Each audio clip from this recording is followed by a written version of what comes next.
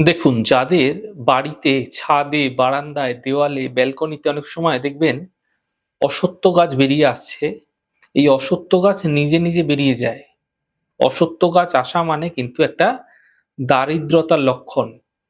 দেখুন, অলক্ষী একবার যদি বাড়িতে প্রবেশ করে যাচ্ছে, তাহলে তা সহজে কিন্তু বেরোতে চায় না। তাই জন্য বলছি, যাদের বাড়িতে ফ্ল্যাটে, বারান্দায়, ব্যালকনিতে সহজেই যদি দেখছেন অশ্বত্থ গাছ বেরিয়ে যাচ্ছে, সেটাকে কি করবেন, রবিবার দিন এটাকে তুলে ফেলতে হয়।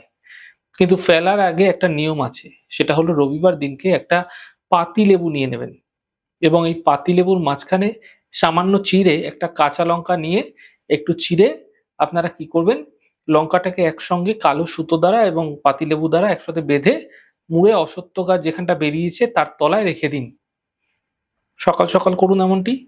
তারপরে গাছটিকে তুলে লঙ্কা, লেবু তুলে একসাথে আপনারা কি করবেন, বাইরে ফেলে দেবেন। আবার কোথাও আপনি এটা লাগিয়েও দিতে পারেন, এই গাছটা যদি তার শেকড়-বাকড় রয়েছে তো লাগিয়ে দিতে পারেন সার্বজনীন স্থানে।